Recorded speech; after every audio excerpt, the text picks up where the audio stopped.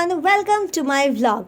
आज सुबह होते ही सुबह होने से पहले ही मैं घर से निकल पड़ी क्योंकि आज मुझे जाना है सिलचर से कोलकाता। अब अर्ली मॉर्निंग फ्लाइट्स की यही प्रॉब्लम है, सुबह सुबह निकलना पड़ता है, रात को नींद पूरी नहीं होती, ऊपर से खाने का टाइमिंग भी बदल जाता है। पर सुबह की फ्लाइट बाकी फ्लाइट के मुकाबले थोड़ी सस्ती पड़ती है, जिसकी वजह से हम जैसे मिडिल क्लास लोग यही चूज करते हैं। चलिए अब नींद को कुर्बान करके मैं बढ़ रही हूँ सिलचर कुंभीरग्राम एयरपोर्ट की ओर, जहाँ पहुँचने में मुझे लगभग 1 घंटे का समय लग गया है। और ये रहा सिलचर कुंभीरग्राम एयरपोर्ट रोड, जहाँ पर एक साइड का रास्ता अभी भी बंद है क्योंकि 6 महीने या फिर शायद उससे भी पहले यहाँ पर लैंडस्लाइड हुआ था, जिसके कारण रास्ता धंस गया। तो कपकपाती ठंड में ऑटो में बैठ के मैं पहुंच चुकी हूँ सिलचर एयरपोर्ट। ये एक डिफेंस एयरपोर्ट है, जिसकी वजह से यहाँ पर कई सारे रेस्ट्रिक्शंस है। अब यहाँ सब कुछ रिकॉर्ड करना मेरे लिए तो पॉसिबल नहीं होगा, पर जितना भी पॉसिबल होगा मैं आप लोगों के साथ शेयर जरूर करूंगी। फिलहाल सिक्योरिटी चेक इन करके बोर्डिंग पास लेके मैं आकर यहाँ पर बैठ चुकी हूँ और अभी मैं कर रही हूँ अपने प्लेन का इंतजार। A few moments later.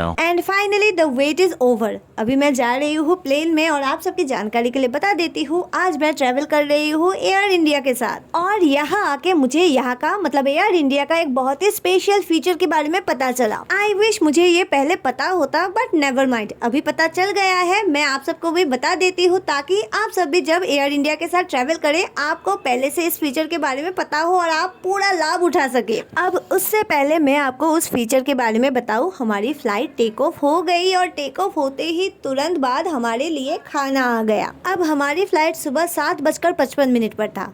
हम घर से निकले थे लगभग 5:30 बजे के आसपास। अब इतने सुबह मैं क्या ही खा पाती, पर अब 8 बज गए हैं और मुझे लग गई है भूख और मेरे सामने आ गया है खाना। तो चलिए देखते हैं इसमें क्या है। यहाँ 1 घंटे की फ्लाइट में सबको खाना कॉम्प्लीमेंट्री मिला, जिसमें था एक वेज पैटीज और केक और साथ में पानी तो था ही। तो कुल मिलाकर मेरा आज सुबह का नाश्ता बहुत ही बढ़िया रहा और इसका टेस्ट भी काफी सही था। एनीवे, अभी मैं आपको बताती हूँ मेरे कोलकाता जाने का कारण, जो काफी बड़ा है। एक तो है मम्मी को वापस घर लाना और दूसरा है वो मैं आपको बाद में बताऊंगी। फिलहाल मैं बताती हूँ द अमेजिंग फीचर, जिसके बारे में मैंने पहले जिक्र किया था। एयर इंडिया के फ्लाइट में है ऑप्शन जहाँ हम अपने मोबाइल को वाईफाई से कनेक्ट कर सकते हैं और देख सकते हैं बहुत सारी मूवीज। इसे कनेक्ट करना भी काफी इजी था, हमने ट्राई किया और देखिए कनेक्ट भी हो गया। और ये देखिए मूवीज की लिस्ट। अब 1 घंटे के फ्लाइट में जहाँ आधा घंटा पहले ही निकल चुका है, कोई भी मूवी शुरू होता तो खत्म नहीं हो पाता, तो मुझे लगा इसे अभी रहने देते हैं, अगली बार ट्राई करेंगे। पर आप सबको अभी से ये पता चल गया है तो आप लोग इसे मिस बिल्कुल मत कीजिए। अब 20 से 25 मिनट मेरे पास करने के लिए कुछ था नहीं, तो मैंने थोड़ा बुक पढ़ लिया और फिर अनाउंसमेंट आई हमारी फ्लाइट लैंड करने वाली है। लैंड करते ही हम सब यहाँ से ऐसे निकले जैसे हमें कोई और दूसरी फ्लाइट पकड़नी हो। पर मुझे फ्लाइट तो नहीं पकड़नी, लेकिन कुछ ना कुछ तो पकड़ना है, शायद ट्रेन, बस, शिप, कुछ भी हो सकता है। अब एग्जैक्टली क्या होगा ये मैं आपको नहीं बता सकती क्योंकि मुझे खुद पता नहीं है, पर जब मुझे पता चलेगा आई प्रॉमिस मैं आप लोगों के साथ भी जरूर शेयर करूंगी।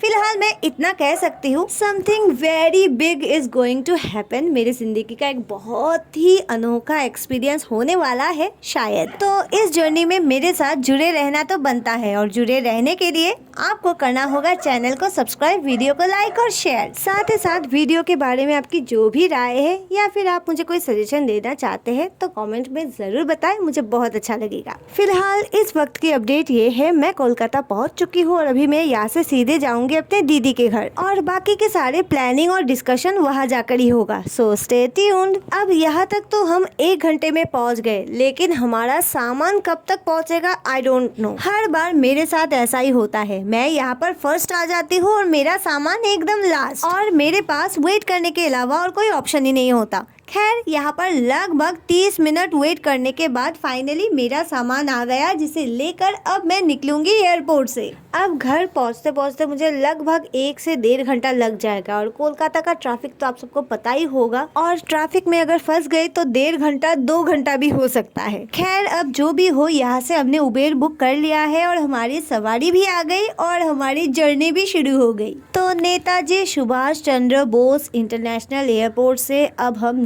निकल रहे हैं और निकलने के बाद मतलब थोड़ा आगे जाने के बाद मैंने जो देखा, थोड़ा रुकिए सब्र करिए, मैं आपको भी दिखाऊंगी। पर इसे देखने के बाद सच में मुझे लग रहा है इस महोत्सव में मुझे भी शामिल होना है। बट क्या ये पॉसिबल है? आई डोंट नो, पर शायद मुझे एक ट्राई तो करना ही चाहिए। अब बातों को मैंने बहुत गोल गोल घुमा दिया है, सीधे मुद्दे की बात पर आते हैं। मैं जिस महोत्सव की बात कर रही थी वो है, अब मैं बोलूंगी नहीं, सीधे आपको दिखाऊंगी। And here it is. क्या आपको दिखा?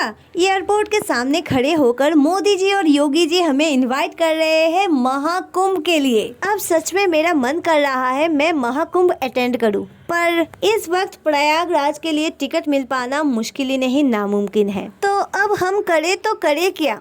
खैर ये हम बाद में सोचेंगे, पहले घर जाते हैं, थोड़ा रेस्ट करते हैं, खाते पीते हैं और फिर आराम से बैठ के सोचेंगे। अब चांसेस 50-50 है, हो भी सकता है और नहीं भी।